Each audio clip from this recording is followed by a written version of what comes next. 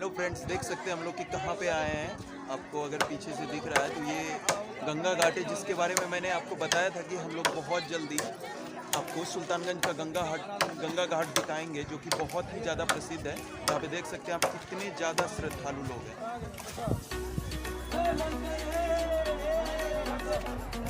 और वहाँ जो पीछे में आपको दो ठो दिख रहे हैं, वो दोनों मेरे दोस्त हैं, ठीक ना। दोनों बाइक से आए हैं, एक ये मेरा बाइक हो गया और एक आलोक का ये रहा बाइक। हम इसी बाइक से आए हैं यहाँ पे।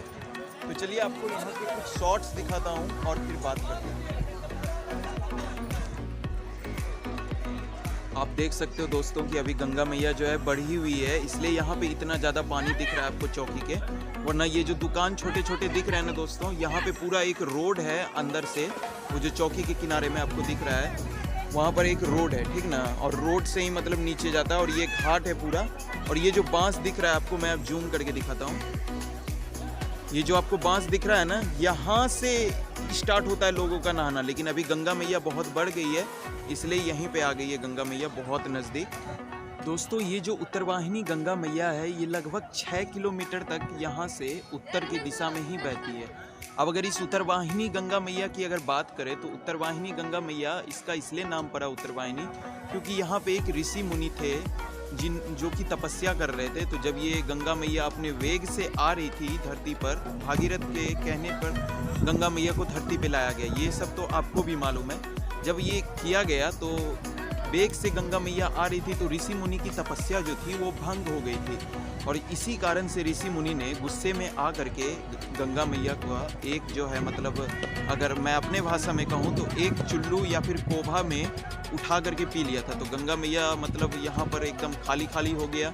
तो फिर जब भागीरथ ने इसमें हस्तक्षेप किया और उस ऋषि मुनि को मनाया, तो ऋषि मुनि ने उसे अपने जांघ में एक चीरा लगाया, जो कहते हैं छेद किया, और फिर जाकर के गंगा मैया को वहाँ से बाहर निकाला गया। इसलिए दोस्तों, यहाँ जो गंगा मैया है उसका नाम जहानवी भी पड़ा है। तो ये उत्तरवाहिनी गंगा मैया क्यों पड़ा, इसके बारे में भी मैंने बता दिया, क्योंकि ऋषि मुनि ने जब अपनी जांघ से निकाला तो ये उत्तर की दिशा में बहने लगी, इसलिए ये उत्तरवाहिनी गंगा मैया कहलाई। यहाँ पे दिख रहा होगा कि कितने सारे श्रद्धालु हैं। ये वही जगह है दोस्तों जहाँ से कांवड़िया लोग जो हैं अपना जल उठाते हैं और यहाँ से 104 किलोमीटर दूर जा करके बैद्यनाथ में जल चढ़ाते हैं। बैद्यनाथ की अगर बात करें दोस्तों, तो 12 ज्योतिर्लिंग में से एक ज्योतिर्लिंग जो है वो बैद्यनाथ में स्थापित है। और यहाँ से पैदल यात्रा 98 किलोमीटर पड़ता है। पैदल यात्रा के लिए जो रास्ता बनाया गया उससे 98 किलोमीटर पड़ता है यहाँ से जाने में। और अगर आप गाड़ी से जाएं तो लगभग आपको 104 किलोमीटर पड़ने वाला है यहाँ से जाने में।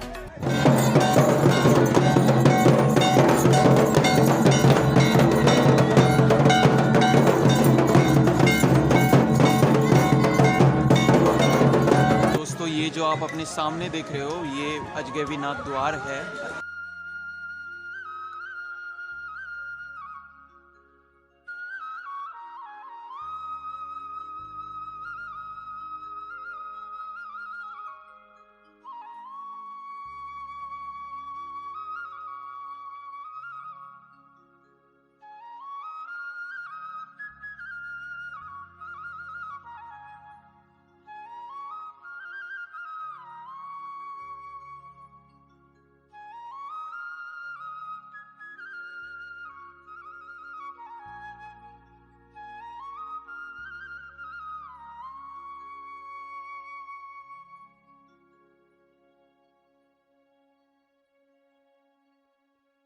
तो ये देखिए दोस्तों, अभी भी कांवड़ियाँ, अभी तो सावन का महीना ख़त्म हो गया, लेकिन कांवड़ियाँ जो है अभी भी चल रहे हैं।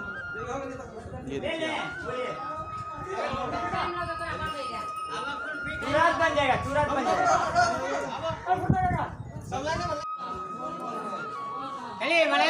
मलाई कुल्फी खाइए, एक बार चबाइए बार बार।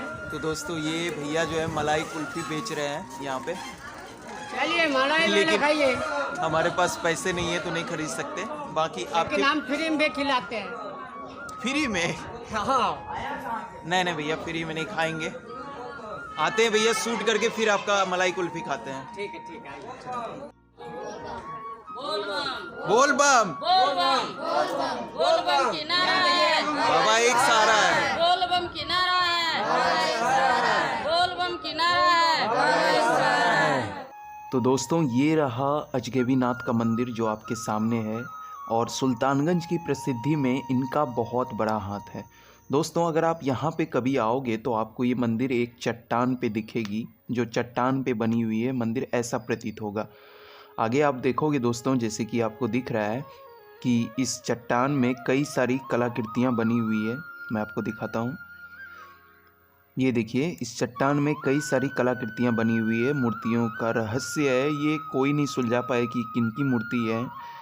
कई सारी मूर्तियाँ तो ऐसी हैं जो कि समझ से बिल्कुल ही परे है दोस्तों। ये शायद देवी देवताओं की मूर्ति बनाई गई है, लेकिन कब बनाई गई इसकी पता किसी को नहीं है कि इस मूर्ति का निर्माण कब हुआ। वैसे दोस्तों ये मूर्ति इस मंदिर के चारों ओर पत्थर पे, चट्टान पे बनी हुई है। अगर आप जब कभी यहाँ पे आते हो तो ये आपको देखने के लिए ज़रूर मिलेगा। और एक और चीज़ बताऊं दोस्तों अब इस अजगैबी नाथ मंदिर के बारे में, कि इस अजगैबी नाथ मंदिर का मतलब इस मंदिर का नाम अजगैबी नाथ ही क्यों पड़ा। तो दोस्तों मैं बताता हूँ इस मंदिर का नाम अजगैबी नाथ ही मंदिर क्यों पड़ा। क्योंकि दोस्तों यहाँ पे भगवान शिव को अजगब नाम का एक धनुष दिया गया था, इसलिए इस मंदिर का नाम अजगैबी नाथ के नाम से प्रसिद्ध हुआ। आप देख सकते हो दोस्तों कि ये कितना अच्छा लग रहा है मंदिर देखने में। वैसे दोस्तों पौराणिक कथा के अनुसार जब लोगों का ये कहना है कि इस मंदिर का जो मतलब पता है वो 15वीं शताब्दी में ही लोगों को लग गया था, और ये मंदिर 15वीं शताब्दी से ही लोगों के बीच में विख्यात होना शुरू हो गई थी, जो आपके नज़रों के सामने है।